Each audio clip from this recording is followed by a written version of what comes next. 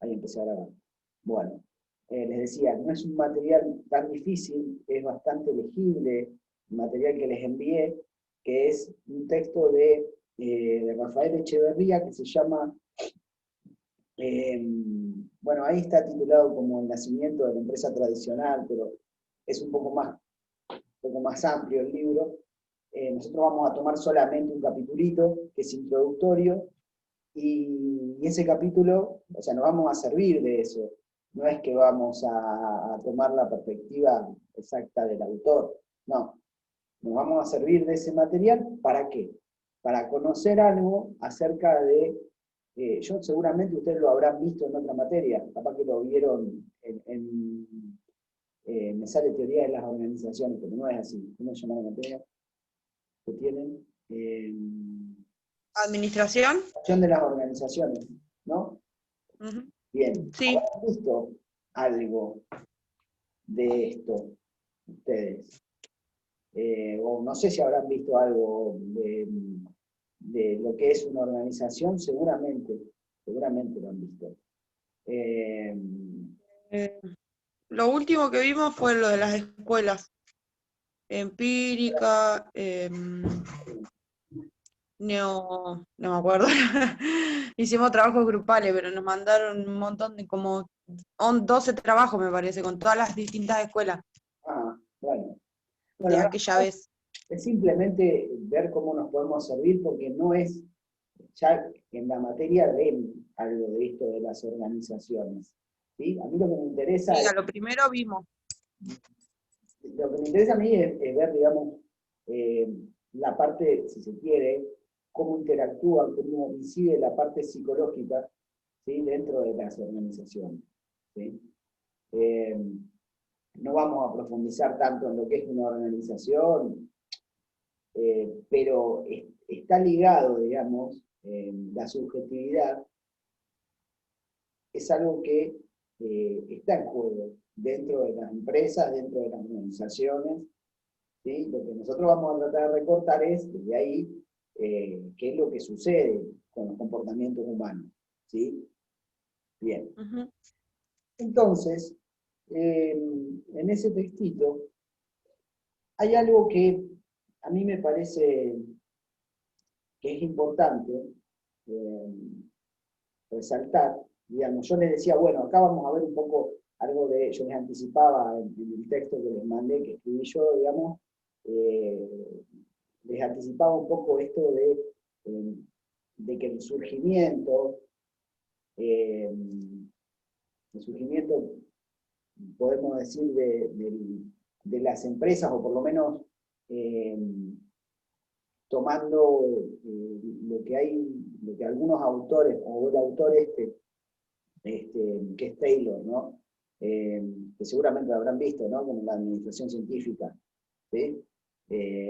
Lo que hace, digamos, Taylor, tiene repercusión en la forma en que se entiende, ¿sí? En que se entiende al ser humano, digamos, dentro de las organizaciones.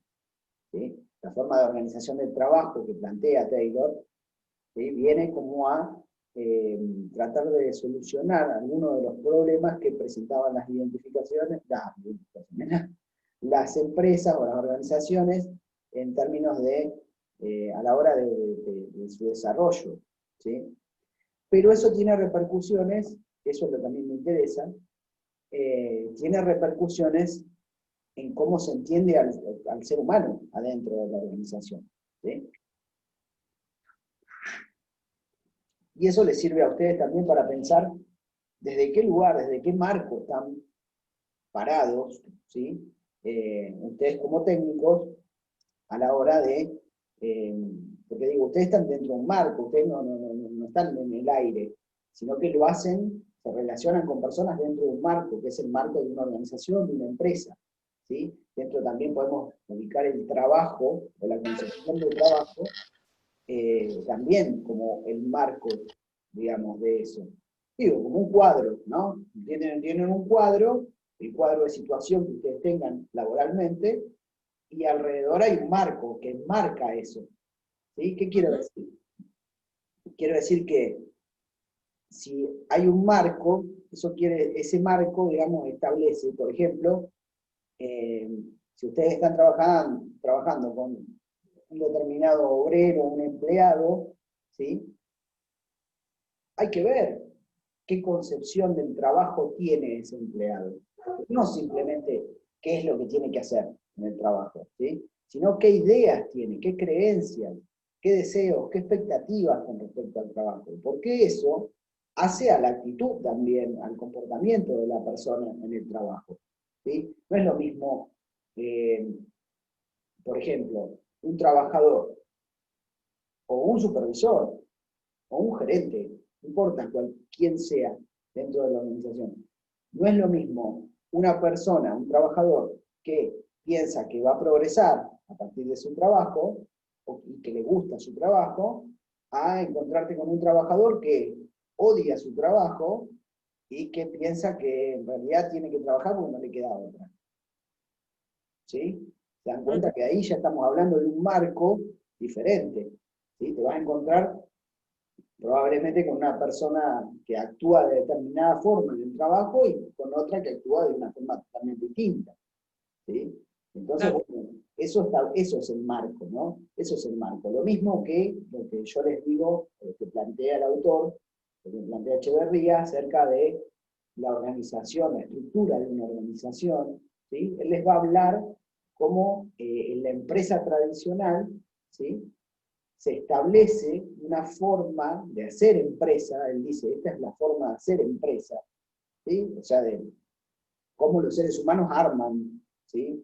Cómo se relacionan dentro de una empresa, y con esas acciones que realizan como actores dentro de una organización, le dan, eh, le dan un lugar a la empresa, le dan lugar o crean, digamos, una forma de estar en la empresa, ¿sí? Y crean los mismos formas de comportamiento de la empresa, las formas de control, de comunicación, de trabajo dentro de la empresa. Entonces, lo que va a plantear Echeverría, voy más al texto, es lo siguiente. Va a decir, o va a plantear, ¿no? Él plantea como un primer postulado, o una primera idea, que es muy importante, porque el texto, si ustedes van al título, se llama Nacimiento y crisis de la empresa tradicional. Entonces, él lo que va a decir es, ¿por qué? Va a explicar, primero va a dar un criterio. Desde ese criterio que él plantea, que ahora se los voy a leer, ¿sí? Desde ese criterio él puede decir, bueno, en base a este criterio, entonces podemos pensar que la organización o la empresa tradicional triunfó en un momento, tuvo éxito, pero llegó un momento en que las formas, la forma de hacer empresa, ¿sí? de la empresa tradicional, dejó de ser efectiva, ¿sí? Dejó sí, de ser efectiva y de poder seguir produciendo, bueno, es en base a este criterio. Yo se los leo y seguramente después van a entender un poco más. Dice, esto está al comienzo del texto, pero se los recorto y se los digo. Dice, todo modo de hacer empresa representa un tipo particular de organización empresarial que se establece con el objetivo, y esto es lo importante, con el objetivo ¿de qué? De potenciar y expandir la capacidad productiva del trabajo y facilitar su capacidad de generación de valor. Fíjense, ¿qué es lo que está planteando? ¿No? Este es el criterio. El criterio es ese. El criterio para que una empresa se desarrolle, ¿sí? Es este. O sea que el personal tiene que tener una capacidad, o sea, como te pide la empresa, cuanto más capacidad tenés, es como que más productividad le vas a dar a la empresa, o Exacto. algo así. Sí, la Es capacidad como una productiva capacidad que tiene cada uno para generar trabajo. Es simple, la capacidad productiva de una empresa es, ¿qué hago yo? Zapatillas. ¿Cuántas hago al mes? ¿O cuántas hago a la semana? Y tanto. Si yo hago más, es porque aumenta la productividad. ¿Sí? Si en el mismo tiempo hago más, es porque estoy aumentando la productividad. Eso es un índice y eso genera valor. ¿Sí? Esto está pensado, esta forma de entender la organización y definirla de esta manera, y de definir el crecimiento y el desarrollo de la organización, está pensado desde qué perspectiva, desde una perspectiva económica. ¿Sí? Claro. Fíjense que ustedes vieron en el texto de Alonso, que hablaba de el rol del psicólogo laboral y de las perspectivas del trabajo, que les definía el trabajo desde un montón de autores, ¿sí? En ese texto hay una perspectiva que entiende el trabajo desde lo antropológico, desde lo histórico, desde lo psicológico, pero también desde lo económico. Lo económico, claro. Entonces, podemos pensar que esta forma de entender, de definir a la empresa y de definir cuál es el objetivo de la empresa, ¿sí? Que es esto de aumentar la productividad y aumentar la capacidad de generar valor, está definido desde este lado, está definido desde el lado económico, exclusivamente económico. ¿Sí? Sin embargo, bueno, igual, más allá de esto, eso es el comienzo, es el nacimiento de la empresa. ¿Sí? El nacimiento de la empresa está marcado por eso. Entonces, yo les decía, el ejemplo bueno, produzco más zapatillas. ¿Por qué produzco más valor? Y porque yo, poniendo la misma plata, para pagarle a mis empleados, los productos, todo lo que son mis gastos, obtengo mayor cantidad de producción y por lo tanto genero más plusvalor. El plusvalor es un concepto que trabaja Marx, ¿sí? Que es este simple, o sea, a ver, yo soy director, ¿sí? De una empresa, ¿sí? O soy cualquiera, tengo un negocio, no importa. Compro ropa, le pago al empleado, ¿sí? Pero de eso, de ese trabajo del empleado, más la materia prima que tengo, ¿sí? O los productos que tengo para vender, de eso genero más valor. ¿Por qué genero más valor? Porque, a ver, yo tengo que tener un rédito de eso. ¿Sí? Me tiene que quedar algo de plata a mí. ¿Sí? Entonces, el capital, dice Marx, genera más capital. ¿Sí? Yo tengo la plata, tengo un peso para pagarle al empleado y un peso en mercancía, pero cuando cierro a fin de mes, ¿qué tengo? 3 pesos tengo, o 4. ¿Se entiende? ¿Por qué tengo 3 o 4 pesos? Porque lo cobro más caro de lo que me sale a mí el producto. ¿Sí? Claro, obtenés una ganancia. Obtengo una ganancia, ese es el plusvalor. Fíjate que yo invertí 2 pesos y ahora tengo 4. ¿Sí? El trabajo más la materia prima genera un valor extra. Entonces, si las empresas hacen esto, no con tan poca plata, las empresas hacen esto, siempre generan más capital, supuestamente, en el modelo económico. Entonces, lo que les importaba ahí en ese momento era ver cómo generar más producto y por lo tanto más plata. ¿Sí?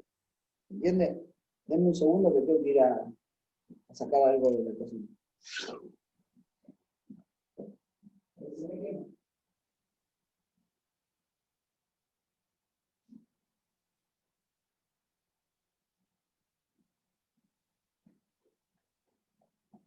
No estaba pensado esto. Se me chipoteó. Bueno. Entonces, tenemos esto, ¿no? Este es el criterio. Este es el criterio que toma Echeverría y dice eso, ¿no? Tiene que generar, una empresa tiene que generar capacidad productiva, ¿sí? Expandir la capacidad productiva y generar más valor. Bien, desde ese punto de vista, el autor lo que les va a plantear es, bueno, hay un modelo, ¿sí? Para hacer empresa, pero ¿qué sucede? La empresa, hoy por hoy, en el contexto que nos toca vivir, después va a explicar cuáles son las causas, y va a hablar de variables externas e internas del autor, dice que está en crisis, ¿sí? O sea que hay un problema para expandir esa capacidad de producción de la empresa y generar más valor. Hay un problema. ¿Sí? Hay un obstáculo, se encuentra con un obstáculo. ¿Cuál es el obstáculo? La misma forma de hacer empresa, dice. La misma forma que antes, la forma que antes sirvió, ahora ya no nos sirve, dice. A nosotros lo que más nos interesa de esto, igual, va a ser este pequeño recorrido que hace, ¿sí? Este pequeño recorrido que hace por autores sí, son autores, son gente que trató de pensar cómo producir más, ¿sí? Dentro de la empresa, cómo la empresa puede producir más. Hay dos autores que él toma, y que son dos modelos muy conocidos. Uno es el modelo de Taylor, ¿sí? El modelo taylorista de la administración científica, y el otro es el modelo fordista, ¿sí? No sé si escucharon hablar de estos modelos ustedes. ¿No, no? Bueno, es una pavada igual. No es tan difícil. ¿Qué sucede? ¿Cómo era la empresa en el momento, o cómo eran las organizaciones, o cómo era el trabajo? ¿Sí? ¿Cómo se organizaba el trabajo? Esto me parece que es importante que lo consideren, porque ustedes justamente van a trabajar con gente, bueno, con trabajadores, ¿sí? Y con la forma del trabajo, la organización del trabajo que se da. Entonces, estamos hablando de un autor que trabaja en el siglo, en los comienzos del siglo XX, ¿sí? Estamos hablando de 1900, ¿sí? Si ustedes ubican, digamos, podemos empezar a hablar de la revolución industrial, ¿sí? En la revolución industrial que empiezan a aparecer máquinas, ¿sí? Y no solo máquinas, no tanto las máquinas, sino lo fabril empieza, ¿sí? Empieza a haber esta manufactura, esta producción a gran escala, ¿sí? Eso es lo que empieza a aparecer en la revolución industrial, ¿sí? Antes las personas trabajaban, armaban productos, pero casi artesanalmente, ¿sí? En la revolución industrial lo que sucede es que se nuclean en fábricas, ¿sí? Y se dedican a la producción en masa, ¿sí? Gran cantidad de productos, ¿sí? Pero ¿cómo era la forma de trabajar? ¿Cómo se organizaba? Principalmente el principal trabajo que había ahí era lo que el autor llama trabajo manual, ¿sí? Trabajo manual es simplemente el tipo que agarraba, ¿sí? Y producía individualmente, armaba unos zapatos, por ejemplo. ¿Entiendes? Entonces tenías muchos trabajadores armando cada uno un par de zapatos. Un zapato. Sí. Sí. ¿Sí? Bien. Entonces, ¿qué dice Taylor? Dice que se me está acabando el tiempo. Bueno, justamente, Taylor lo que hace es agarrar y decir, eso, el trabajo, digamos, ¿sí? Ahí dependía de la capacidad o la destreza física, ¿sí? Del trabajador. Cuando decimos capacidad y destreza física, estamos hablando de la energía que tiene el tipo para trabajar manualmente, ¿sí? Claro. O sea que el Para trabajo... él era muy rápido y te hacía 20 pares por día, y capaz que había otro lento que te hacía 5 pares por día. Bien. Exacto. Según... Bien. Entonces, Taylor lo que piensa es, bueno, de esta manera el trabajo está dependiendo de la destreza que tengan estos trabajadores, ¿no? De la destreza que tengan individualmente cada uno de estos trabajadores. Entonces, la productividad queda en manos de quién? Del trabajador. O sea, depende de la destreza que tengan mis trabajadores, es la productividad que voy a tener. Era como que la empresa quedaba dependiendo muchísimo en su productividad de los trabajadores, ¿viste? Entonces dice Taylor, bueno, ¿qué podemos hacer? Bueno, él piensa, ¿no? Vamos a descomponer esto, ¿sí? Esta productividad la vamos a descomponer, perdón, esta productividad no, esta destreza la vamos a descomponer. ¿Cómo la descomponemos? Y él dice, bueno, ¿en qué consiste el trabajo manual? Consiste en dos cosas, en los movimientos que realiza la persona y en el tiempo que tarda en realizar esos movimientos. ¿Sí? Entonces lo que va a decir Taylor es, tratemos de optimizar eso. ¿Sí? Claro. Y entonces lo que él va a plantear, lo que él plantea, es, a ver, bueno, cuando digo optimización es que va a haber alguien, ¿sí? En este caso ingenieros, ¿sí? O gente que piensa ahí, que va a entrar a cumplir una función dentro de la empresa, que es la de tratar de Optimizar. optimizar, ¿sí? Optimizar en el sentido de, bueno, vos tenés que hacer tal movimiento, porque tal movimiento te ahorra tiempo. ¿Sí? Exacto. Entonces, los trabajadores de ser personas que realizaban la actividad como se les cantaba, viene alguien, que es el ingeniero, a decirles, no, vos, todos ustedes, para realizar zapatos tienen que hacer tal y tal movimiento y tal cosa y tal otra, así logran hacer y producir más, ¿sí? O producir lo mismo en menos tiempo, ¿sí? O sea, aumenta la productividad. Claro. ¿Sí? Ahora, eso que parece que desde el punto de vista de la eficiencia, ¿sí? Es bárbaro, tiene una consecuencia. Tiene una consecuencia porque cambia la forma de entender el trabajo, ¿sí? Cambia la forma de concebir el trabajo y de organizarse el trabajo dentro de las empresas. ¿Qué es lo que sucede? Fíjense, lo que sucede es que el trabajador, ¿sí? El operario, si se quiere acá, a lo que tenía que dedicarse, ¿sí? Era únicamente a ejecutar lo que otro, que era el ingeniero, le decía. Te decía. ¿Sí? Y lo que sucede acá es que hay una división. ¿Entre qué? Entre los trabajadores que piensan, que son los ingenieros, y los trabajadores que hacen lo manual, nada más. Y tienen que seguir órdenes, y no pueden hacer otra cosa que seguir órdenes, que son, ¿sí? Los ejecutores, los obreros. ¿Sí? Entonces hay una separación, ¿no? Entre, por un lado, alguien que piensa y el que pone el cuerpo. Si quieren, nos podemos ir hasta Descartes, al comienzo de la cursada, y podemos pensar, mira, acá está nuevamente esta separación entre el cuerpo, ¿sí? Y la mente. Nada más que llevada al trabajo. Hay gente que piensa, hay gente que hace manual. ¿Sí?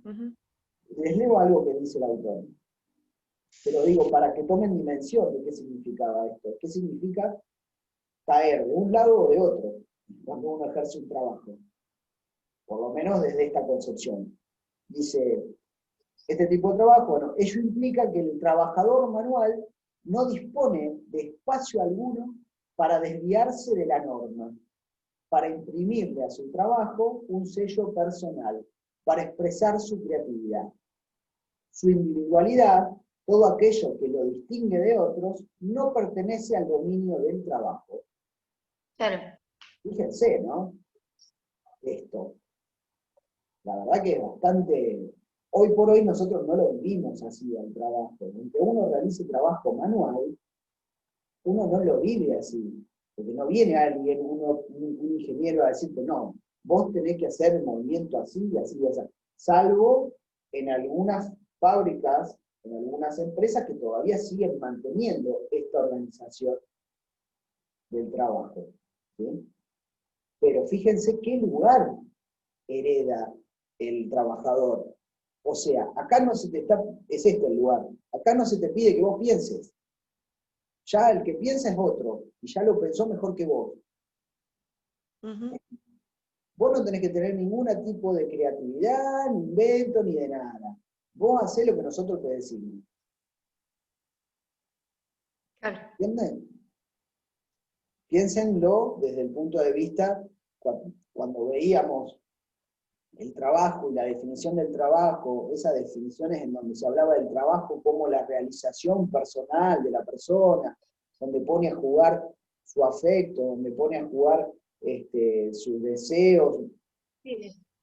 sus emociones, nada de eso. No. Acá no. Claro, Eso ya es lo no, que te decían y no se tiene en cuenta en ese momento. En ese momento, el trabajo queda armado de esta manera. Están los que piensan y son creativos y todo muy Y la bien. automatización, Sí. Y el hombre máquina. Este es el hombre máquina. Que se le pide que trabaje claro. con una máquina. Una máquina vos no tenés, la máquina no te va a decir, no, che, a mí me parece que hay que hacerlo mejor así. No, la máquina la operás y listo, ya La está. programás y haces, tal Exacto. cual. Sí, lo mismo. Bien, Y bueno, entonces, y también en estos tiempos también se utiliza ese método. La mayoría de la empresa te dicen lo que tenés que hacer y vos lo tenés que hacer y listo. pero fíjate que acá Y era exclusivamente, o sea, muy, pero muy a rajatabla. Pero hay algo de eso, sí, sin duda, en lo que vos decís, que se hereda. Claro. Se hereda. Igual por lo menos ¿Qué hoy sería la está la diferencia? posibilidad, de ahí a que te tomen en cuenta o no tu opinión, pero por lo menos hoy se toma en cuenta de que vos podés tener la posibilidad de dar tu opinión o tu manera de ver las cosas. En ese momento no, Bueno, era solamente venís porque otra persona sabe lo que mejor tenés que hacer, entonces venís, trabajás, punto, fin. Es eso. pero bueno, digo, fíjense cómo estas categorías a nosotros nos pueden ayudar a pensar, digamos, bueno, ¿en qué situación estoy yo que estoy laburando? ¿En qué situación está aquel? A ver, que tengo que decirle, ¿cómo me posiciono yo como técnico en seguridad? A ver, ¿le tengo que decir a la persona todo lo que tiene que hacer? Si yo le estoy diciendo todo el tiempo a la persona y lo estoy controlando todo el tiempo, ¿en qué tipo de modelo de ser humano pienso que es el otro? ¿No? Es un tipo así, que trabaja y, bueno, para pensarlo. ¿Y qué genera eso, no? Porque por ahí le puedo decir, no, vos tenés que pensar por vos mismo y darte cuenta y tomar conciencia de esto, de lo otro, y de estos riesgos y todo lo demás.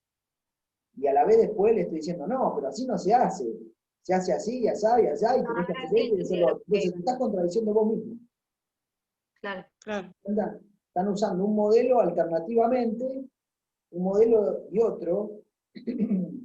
Y, Sí, igual en este caso es difícil porque hay normas que se tienen que cumplir a rajatabla y bueno, las normas son parte de organizaciones que están armadas de claro, esta manera. Por eso yo les decía al comienzo que esto es un marco. ¿Sí? Ustedes no pueden ir, no sé hasta qué punto tienen libertad para ir más allá de la organización.